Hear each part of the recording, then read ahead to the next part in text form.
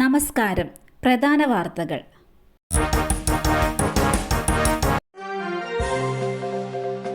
മന്ത്രി ആർ ബിന്ദുവിന്റെ ഓഫീസിലേക്ക് KSU നടത്തിയ മാർച്ചിൽ സംഘർഷം. ഇരിങ്ങാലക്കുടയിൽ ഉന്നത വിദ്യാഭ്യാസ മന്ത്രി ആർ ബിന്ദുവിന്റെ ഓഫീസിലേക്ക് KSU നടത്തിയ മാർച്ചിൽ സംഘർഷം. മന്ത്രി ആർ ബിന്ദുവിന്റെ അനാസ്ഥ മൂലം കീം റാങ്ക് ലിസ്റ്റ് ഹൈക്കോടതി റദ്ദാക്കിയെന്നും വിദ്യാർത്ഥികളുടെ ഭാവി അനിശ്ചിതത്വത്തിലായെന്നും ആരോപിച്ചാണ് KSU ഇരിങ്ങാലക്കുട നിയോജകമണ്ഡല കമ്മിറ്റിയുടെ നേതൃത്വത്തിൽ ഉന്നത വിദ്യാഭ്യാസ മന്ത്രിയുടെ ഓഫീസിലേക്ക് മാർച്ച് നടത്തിയത്.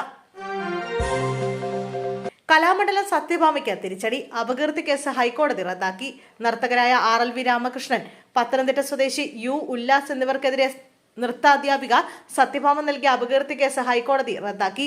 സത്യഭാമയുടെ പരാതിയിൽ തിരുവനന്തപുരം ജുഡീഷ്യൽ 1ാം ക്ലാസ് മജിസ്ട്രേറ്റ് എടുത്ത കേസിലെ തുടർ നടപടികളാണ് ജസ്റ്റിസ് കൗസർ എടപ്പകത്തിന്റെ ബെഞ്ച് റദ്ദാക്കിയത്. രാമകൃഷ്ണന്റെയും ഉല്ലാസിന്റെയും ഹർജി അനുവദിച്ചാണ് നടപടി. ചെങ്കടലിലെ കപ്പലാക്രമണം. കാണാതായ കായംകുളം സ്വദേശി യമൻ സൈന്യത്തിന്റെ പിടിയിൽ. ചെങ്കടലിലെ കപ്പലാക്രമണത്തിൽ കാണാതായ കായംകുളം പത്തിയൂർ സ്വദേശി R അനിൽകുമാർ കുടുംബത്തെ ഫോണിൽ വിളിച്ചു. താൻ യമനിലുണ്ടെന്ന് അനിൽകുമാർ കുടുംബത്തെ അറിയിച്ചു.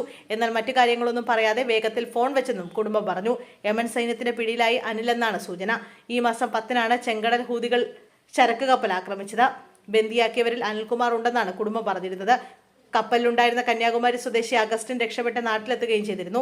കപ്പൽ ഹൂതികൾ ആക്രമിച്ചപ്പോൾ അനിൽകുമാർ കടലിലേക്ക് ചാടി മറ്റൊരു കപ്പലിൽ കയറി രക്ഷപ്പെടുകയായിരുന്നു. കുഴിയിൽ വീഴാതിരിക്കാൻ ബൈക്ക് വെട്ടിച്ചു. ബസ്സിനടിയിൽപ്പെട്ട യുവാവിന് ദാരുണാന്ത്യം. തൃശൂരിൽ വീണ്ടും ജീവനെടുത്ത റോഡിലെ കുഴി. തൃശൂർ അയ്യന്തോളിയിൽ ബൈക്ക് യാത്രക്കാരനായ യുവാവ് സ്വകാര്യ ബസ്സിനടിയിൽപ്പെട്ട് മരിച്ചു. ലാലൂർ എൽത്തുരുത്ത് സ്വദേശി ആബേൽ ചാക്കോയാണ് മരിച്ചത്. യുവാവ് ബൈക്കിൽ ജോലിക്ക് പോകുന്നതിനിടെ റോഡിലെ കുഴിയിൽ വീഴാതിരിക്കാൻ വെട്ടിത്തിരിക്കുകയായിരുന്നു. ബാങ്ക് ജീവനക്കാരനാണ് മരിച്ച ആബേൽ. ബൈക്ക് വെട്ടിച്ചതോടെ ബസ് ഇടിച്ചു കയറുകയായിരുന്നു. ബസ്സിനടിയിൽപ്പെട്ടാണ് മരണം. ബസ് അമിത വേഗതയിലായിരുന്നുവെന്ന് നാട്ടുകാർ ആരോപിച്ചു. ബസ്സുകളുടെ അമിത വേഗതയും റോഡിലെ കുഴിയുമാണ് അപകട കാരണമെന്ന് ആരോപിച്ച് നാട്ടുകാർ റോഡ് തടഞ്ഞ് പ്രതിഷേധിച്ചു. കൗൺസിലർ മെഫി ഡെൻസിന്റെ നേതൃത്വത്തിലാണ് നാട്ടുകാർ പ്രതിഷേധിച്ചത്. മിഥുൻ ഇനി കണ്ണീരോർമ്മ. ചിതയ്ക്ക് തീ കൊളുത്തി കുഞ്ഞനുജൻ. അന്ത്യാഞ്ജലി നൽകി നാട്. തേവലക്കര ബോയ്സ് ഹൈസ്കൂളിൽ ഷോക്കേറ്റ് മരിച്ച 8ാം ക്ലാസ് വിദ്യാർത്ഥി മിഥുന്റെ സംസ്കാര ചടങ്ങുകൾ പൂർത്തിയായി. സ്കൂളിലെ പൊതുദർശനത്തിന് ശേഷം ഉച്ചയോടെ വീട്ടിലെത്തിച്ച മൃതദേഹത്തിൽ നിരവധി പേരാണ് അന്ത്യാഞ്ജലി അർപ്പിക്കാനെത്തിയത്. അമ്മ സുജയും അച്ഛൻ മനുവും അന്ത്യചുംബനം നൽകി. അനിയൻ സുജിനാണ് മിഥുന്റെ അന്ത്യകർമ്മങ്ങൾ ചെയ്തതും ചിതയ്ക്ക് തീ കൊളുത്തിയതും. ശാസ്താംകോട്ട വിളന്തറയിലെ വീട്ടിൽ അതിവൈകാരിക നിമിഷങ്ങളായിരുന്നു. കരഞ്ഞു തളർന്ന ശബ്ദമില്ലാതായ പ്രിയപ്പെട്ടവർക്കിടയിൽ നിന്നാണ് മിഥുൻ എന്നേക്കുമായി യാത്ര പറഞ്ഞ് പോയത്.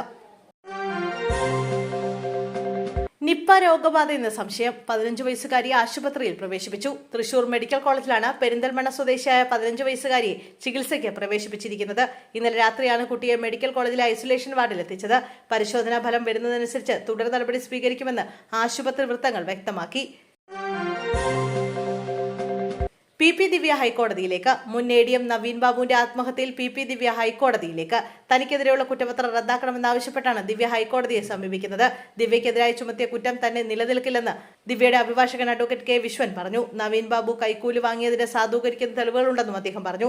നവീൻ ബാബുവിന്റെ മരണത്തിൽ PP ദിവ്യ മാത്രമാണ് കുറ്റക്കാരി എന്ന് കുറ്റപത്രത്തിൽ പറയുന്നുണ്ട്. നവീൻ ബാബുവിന്റെ യാത്രയയപ്പ് PP ദിവ്യ നടത്തിയ പ്രസംഗം ആത്മഹത്യാ പ്രേരണയാണെന്നാണ് കുറ്റപത്രത്തിൽ പറയുന്നത്. മിഥുന്റെ മരണത്തിനിടയാക്കിയ വൈദ്യുതി ലൈൻ മാറ്റി KSEB. ഒരു നാടിനെ മുഴുവൻ കണ്ണീരിലാഴ്ത്തിയ മിഥുന്റെ ചിത എരിഞ്ഞടങ്ങും മുമ്പ് അവൻ ഷോക്കേറ്റ് മരിക്കാനിടയായ വൈദ്യുതി ലൈൻ മാറ്റി KSEB. കൊല്ലം തേവലക്കര ബോയ്സ് ഹൈസ്കൂളിൽ KSEBിയുടെ ഉദ്യോഗസ്ഥർ നേരിട്ടെത്തിയാണ് സ്കൂളിന് സമീപത്ത് താഴ്ന്നു കിടന്ന വൈദ്യുതി ലൈൻ മാറ്റിയത്. ഇന്നലെ ബാലാവകാശ കമ്മീഷൻ ചെയർമാന്റെ സാന്നിധ്യത്തിൽ നടന്ന യോഗത്തിൽ വൈദ്യുതി ലൈൻ മാറ്റാൻ ധാരണയായിരുന്നു. ഇതിന് പിന്നാലെയാണ് ഇടപെടൽ. നേരത്തെ ഈ ലൈനിലൂടെ മറ്റ് 2 ഇടങ്ങളിലേക്കുമായി പോയിരുന്ന വൈദ്യുതി കണക്ഷനുകൾ ഇനി മുതൽ തൊട്ടടുത്ത പോസ്റ്റിൽ നിന്നായിരിക്കും നൽകുക. സ്വകാര്യ ബസിന്റെ മരണപ്പാച്ചിൽ. പേരാമ്പ്രയിൽ ബസ്സിടിച്ച് യുവാവ് മരിച്ചു. നാളെ ബസ്സുകൾ തടയും. സ്വകാര്യ ബസിന്റെ അമിത വേഗതയ്ക്ക് ഒരു ഇര കൂടി. പേരാമ്പ്രയിൽ സ്വകാര്യ ബസ് ബൈക്കിലിടിച്ചുണ്ടായ അപകടത്തിൽ യുവാവ് മരിച്ചു.